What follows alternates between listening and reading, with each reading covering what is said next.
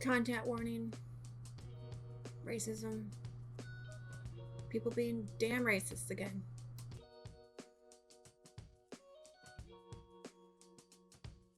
Let's see if I can do this in one take. I'm gonna spill the monster, not the tea. It's gonna be my new thing. I wish this was fun. We had a mass shooting with Asian Americans murdered. Massage parlor workers murdered. There's going to be a lot of hot takes. There's going to be a lot of perspective. There's going to be a lot of punditry on this. Listen to it. Listen especially to Asian American voices. Listen especially to sex workers. Listen especially to minority voices in this country. Be considerate. Don't make people explain it to you. But when they do, sit down and listen. If you have some sort of intersectional privilege over Asian Americans in this country, it's a listening time. It's listening time. So when I speak about this, I understand that I need to listen as well. There's this sort of I hold the belief that you have to speak up for what you believe in, and somehow also not speak over people who know more than you do. So I am not going to talk about the Asian American experience in this country. I'm not going to talk about the sex worker experience or the racial minority experience in this country. What I'm going to talk about is a narrative, a very destructive narrative that I have been tracking and following and very, very concerned about for years and years and years. And it really struck me because I read it today. I read someone talking about this destructive narrative. Let me get it. I'm going to actually read it, okay? We attended Bible study every week at a home of a Chinese couple who are a church family. Wonderful family. The Asians I have known are very respectful of elders, family, and of high morals. Is this another socialist ploy to make Asians hate white people, the Farrakhan theory?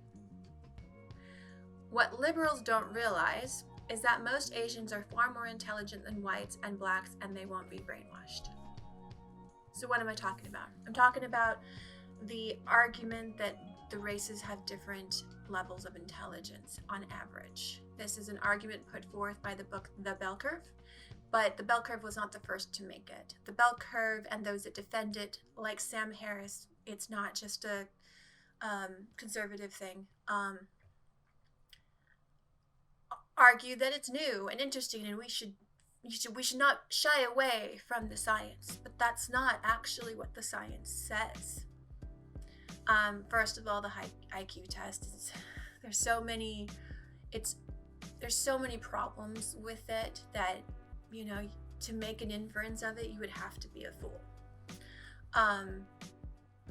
Sometimes it's used, like when I got an ADHD diagnosis, I got an IQ test and they did it to measure my own disparities within myself. So for example, I'm at this level, but when it came to certain types of memory focus tests, I dropped significantly, and so that was a marker of ADHD.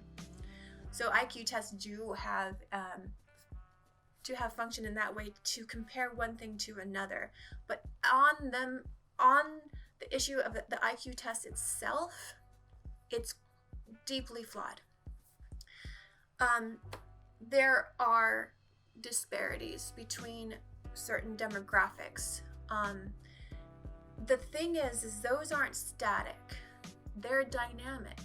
Okay, we find for example, that the same person, when exposed to American culture, even if their education level stays the same, will rise in IQ. The IQ test is very, very much rooted in Western culture types of thinking, and that is not intelligence. We also find that the same person, when they don't have food scarcity, will test higher than when they do. And so when we've got certain races have higher levels of poverty in this country, that's bound to make a difference on the test. We have found that the longer a certain demographic has access to middle class lifestyles, their IQs rise. Because IQ scores are not static, we know that this is a nurture situation.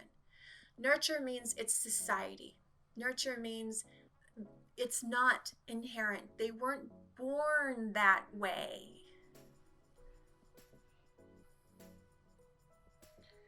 To argue that IQ disparities are inherently baked in to a racial demographic is literally arguing that racism is a valid ideology.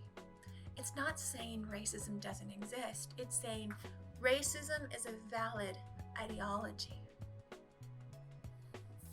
To think something about a racial group prejudicially before you've gotten to know the individual is quite literally also the definition of racism. So when you argue either that the bell curve is interesting, you're saying this book that actually argues racism is valid is an interesting book. When you argue that this is just how it is, you're saying racism is just a valid ideology. And if you are not convinced by the science, which it's out there, the bell curve has been refuted. Liberals didn't run away crying from it. They said, okay, science, no. That's what actually happened, Sam Harris. But if you don't buy into that, well, I have something else to tell you. It's fundamentally un-American. Our national identity is the belief that we are created equal. So to argue that before you even had a chance to make the best of what you've been given, Providence or God or Mother Nature or whatever you want to say, that you are already in a certain group that has a certain average, you are arguing for that racism is valid. Don't do it. But I'm also going to say you're going to see this argument. And what I have found, you can go look at the Sam Harris, Ezra Klein discussion about this. What Sam Harris does and what most people do when you say, hey, maybe you shouldn't be talking about this, is he goes, free speech, are you offended, triggered, that sort of thing. You play into the narrative when you do that. Here's what I would suggest. When you see that, and you're going to see it in the next few days and the next week, push it. Push it. Push the narrative, especially online, because someone's going to make that comment and your comment's going to go right underneath it, and a whole bunch of people are going to read your comment. Are you saying people are inherently born that way? Isn't that un-American? IQs rise with education levels and stability. So if what you're saying is true, and I'm not sure about that, shouldn't we be working to improve the demographics you say are low? Make sure you heavily caveat that you're unsure about this. You're arguing from their perspective. Inductive logic. Especially push back against this idea that people are following some sort of shadowy actor, like it could, in this case it was Farrakhan, in another case it will be George Soros or something like that, Hillary Clinton, I don't know. Are you saying people can't think for themselves? And then this is when you can call them out on the use of a trope. Just like, because I've seen what you've said parroted by a lot of people. Did you come up with this? Did you do this research on your own, or are you just repeating talking points you've already heard? Okay, push back on that. I would encourage you to do this when you see it. When you have the ability to do it when you see it. You don't have to continue to debate them. You can just, but if you put your truth out there, which is supported by the actual facts, go look it up. I am not afraid of you going to go look this up. You have put forth a stronger narrative. We have a real problem with racism in this country. And there's a lot of people who say what we can do about it. And I'm telling you, one of the most important things you can do is push a non-racist narrative. Now, another thing you need to do is sit with yourself. Sam Harris is a liberal, okay? I have to be honest. There are times I've justified a positive stereotype in my mind. There are times I've made, oh, this person looks like this, so that means this about them, this positive thing about them. And I was wrong. And there's been a couple of times where I've hurt someone. I said, well, what about this? And they're just like, did you say that because I'm Asian? And, it's happened 3 times in my life. When I've perpetuated what I thought was a positive stereotype. And actually run into problems. When you make assumptions based on what someone looks like, you're gonna run into problems. First of all, and second of all, even positive stereotypes hurt.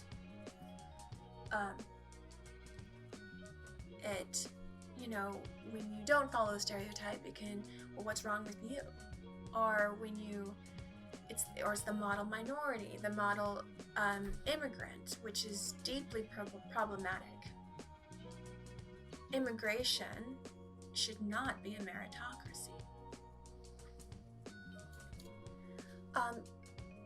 But most of all, it's dehumanizing. Even positive stereotypes are dehumanizing. Let people be humans. I have a lot of students who are Asian Americans, and they talk about the pressures they feel, and the comments they make, the comments they hear, and the assumptions their teachers have, their friends have, and it's really difficult on them, okay?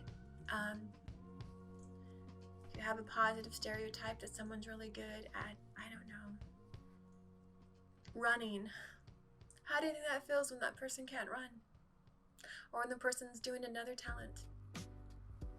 Let people tell you who they are. Don't let your preconceived notions tell you who they are. So, yes, push back against this narrative. Listen to Asian American voices in this country. Listen to minority voices. Listen to sex worker voices in this country. And sit yourself down. Just think, what a better world this will be. What a better country this will be. What a safer, happier place this will be. So if you're sitting there thinking, I don't need to do this, that is a glaring foghorn saying, yeah, you do. You need to do it. I love you guys. And be safe.